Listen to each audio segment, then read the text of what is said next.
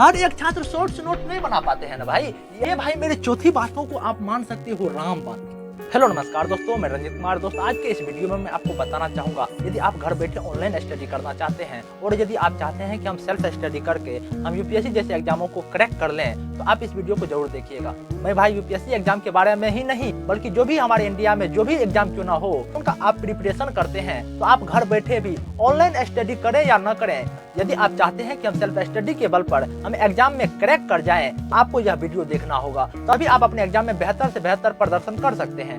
तो दोस्तों कहा जाता है ना कि यूं ही जज्बा रहा तो हर मुश्किल का हल निकलेगा, जमीन बंजर हुई तो क्या वहां से भी जल निकलेगा, न हो मायूस न घबरा ए मेरे साथी इस अंधेरे से, क्योंकि इन्हीं रातों के दामन से सुनहरा कल भी निकलेगा। तो दोस्तों चलिए शुरू करते हैं। दोस्तों मैंने क्या लिखा है कि बिना कोचिंग किए क्या हम सेल्फ स्टडी कर सकते हैं क्या, और ये जो हम सेल्फ स्टडी करेंगे क्या हम यूपीएससी बीपीएससी में क्रैक कर सकते हैं क्या? जी भाई, आप बिल्कुल 100% आप गारंटी के साथ आपको कहता हूं कि आप क्रैक कर जाओगे, लेकिन आपको मेरे बातों को पालन करना होगा ना। यदि आप चाहते हैं कि बिना कोचिंग किए सेल्फ स्टडी करें, तो आपको सबसे पहले क्या करना होगा, आपको बेहतर रणनीति बनाना होगा। रणनीति क्या है सर जी? जैसे कि मान कर चलो कि हम क्या कर रहे हैं, यूपीएससी का तैयारी कर रहे हैं। क्या हम यूपीएससी की यदि तैयारी कर रहे हैं तो हम एक बेहतर रणनीति बनाएंगे। किस प्रकार से रणनीति बनाएंगे वो भी आपको मैं बता ही देता हूँ सर जी। देखो जैसे मान के चलो कि यदि आप यूपीएससी की तैयारी कर रहे हो, हम इस प्रकार से रणनीति बनाएंगे। किस प्रकार से सर जी? हम इस प्रकार से रणनीति बनाएंगे, कम से कम हम ये जो यूपीएससी का प्रिपरेशन करेंगे तो हम 2 साल का समय लेंगे। ये हम 2 साल में हम इस तरीके से रणनीति बनाएंगे जैसे कि हम 1 साल में क्या करना है, हमें पूरे यूपीएससी का जो भी सिलेबस होते हैं हम उनको खत्म कर लेना है, और ये हमारे 1 साल और जो बचेगा, इन 1 साल में क्या कर लेना है, हमें टेस्ट लगा लेना है। यदि इन प्रकार से यदि आप किसी भी एग्जाम का प्रिपरेशन करोगे, यदि आप इन तरीके से किसी भी एग्जाम का यदि हम रणनीति तैयार करोगे, तो भाई मैं आपको कसम से कहता हूं कि आप 1 साल से 2 साल के अंदर आप अपने माता पिता को सरकारी जॉब दे सकते हो। तो दोस्तों मैंने आपको क्या बताया, यदि आप चाहते हैं कि हम बिना कोचिंग किए सेल्फ स्टडी करके यदि हम कोई सरकारी एग्जाम का प्रिपरेशन करें, तो आपको क्या करना होगा, आपको सबसे पहले बेहतर रणनीति बनाना होगा और उस पर हमें काम भी करना होगा। ये नहीं भाई कि हम रणनीति तो बना लिए लेकिन हम उस पर काम ही नहीं करेंगे तो होगा क्या, ऐसे में नहीं होगा। जैसे कि मानकर चलो यदि आप मेरे बातों को सुनते हैं, यदि आप मेरे बातों को सुनकर उस पर फोकस क्या करेंगे, यदि आप मेरे बातों को सुनकर उस पर गहन अध्ययन करके पढ़ने का टाइम टेबल बना लोगे, तो यही है रणनीति। रणनीति तो बना लिए भाई, और उन रणनीति पर क्या हम काम कर पा रहे हैं या नहीं पा रहे हैं, ये भी देखना मेरे लिए बहुत ही ज्यादा जरूरी है दोस्तों। और मेरे भाई यदि आपको यह वीडियो पसंद आ रहा होगा तो आप लाइक कमेंट सब्सक्राइब जरूर करोगे।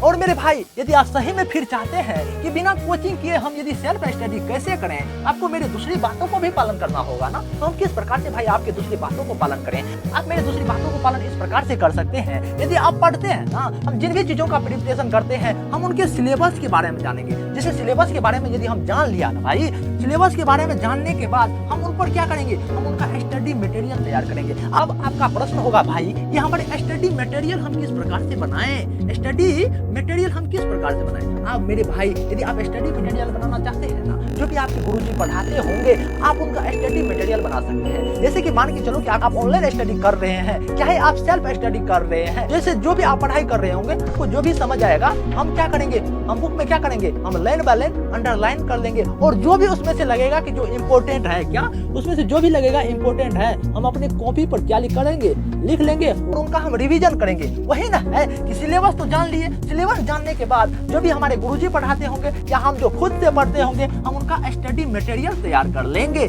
तभी हम सरकारी जॉब पा सकते हैं, तभी हम सेल्फ स्टडी करके किसी भी एग्जाम में क्रैक कर सकते हैं। यदि मेरे दोस्त यदि आप सही में चाहते हैं कि हम बिना कोचिंग जाए सेल्फ स्टडी करके यूपीएससी का एग्जाम, बीपीएससी का एग्जाम, चाहे जो भी क्यों ना एग्जाम हो, यदि हम उन एग्जामों में क्रैक करना है तो हमें क्या करना होगा, मेरे तीसरी बातों को भी पालन करना होगा। मेरा तीसरी बात यही है दोस्त कि शॉर्ट्स नोट तैयार कर लें और उस पर रिवीजन भी करें। अब इसमें से हमारे बहुत सारे भाई का यह प्रश्न होंगे कि शॉर्ट्स नोट्स किस प्रकार से तैयार करेंगे। देखो भाई शॉर्ट्स नोट्स तैयार करने का एक तरीका क्या होता है कि जो भी हमारे गुरुजी पढ़ाए हैं ना, जैसे कि मान के चलो कि एक चैप्टर है, एक चैप्टर में क्या है, एक चैप्टर में हमारे गुरुजी ने लगभग 25 पेज में पढ़ाया, 25 पेज हमारा यह क्या हुआ, लॉन्ग नोट्स बना।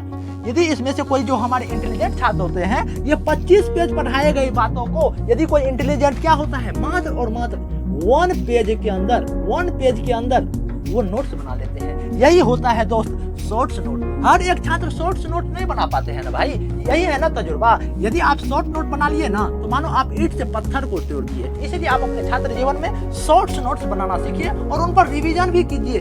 ये नहीं कोई छात्र समझिएगा ये हम शॉर्ट्स नोट्स बना लिए तो हम अपने आप में हीरो हैं। अरे भाई आप तो हीरो नहीं हो, अभी आप जीरो हो। कब तक जीरो हो? जब तक आप इस नोट्स का, इस शॉर्ट नोट्स का रिवीजन नहीं किए तब तक आप जीरो हो। यदि आप शॉर्ट्स नोट्स का रिवीजन लगातार कर रहे हो तब आप क्या हो? हीरो हो भाई, हीरो हो। और मेरे भाई यदि आप चाहते हैं कि हम बिना कोचिंग का सेल्फ स्टडी करके कोई भी एग्जाम में हम फोड़ दें, आपको मेरे चौथी बातों को भी पालन करना होगा ना। आपका भाई चौथा बात क्या है? यदि दोस्त आपको यह वीडियो पसंद आ रहा होगा तो आप लाइक कमेंट सब्सक्राइब जरूर करें। तो दोस्तों चलिए मेरे चौथी बातों को भी जान ही लीजिए ना। मेरा चौथी बात यही है कि खुद का मूल्यांकन समय समय पर करते रहें। खुद का मूल्यांकन मतलब ये हुआ दोस्तों, यदि आप जो भी प्रिपरेशन कर रहे हैं यदि हम उन चीजों को समय समय पर जांचते रहे, यदि हम उन चीजों पर लगातार फोकस करते रहे तो हमें यह पता चल जाता है कि हम क्या कर रहे हैं, हम क्या नहीं कर रहे हैं। ये भाई मेरी चौथी बातों को आप मान सकते हो रामबाण। क्या यदि आप ये मेरी चौथी बातों को पालन करोगे तो मानकर चलो ना ये आप रामबाण को पार कर लिए। लेकिन दोस्तों मैं आपको बताना चाहूंगा कि बात अगर मतलब की हो तो सब समझ जाते हैं, लेकिन बातों का मतलब समझना किसी किसी को आता है। क्योंकि दोस्त आप देखते होंगे कि मुझे पसीना कितना चुभ रहा है, लेकिन तब पर भी मैं आपको मोटिवेट करता हूँ, पढ़ने के लिए मोटिवेट करता हूँ। यदि आपको यह वीडियो पसंद आया होगा ना तो आप लाइक कमेंट सब्सक्राइब जरूर करोगे दोस्तों। नमस्कार दोस्तों।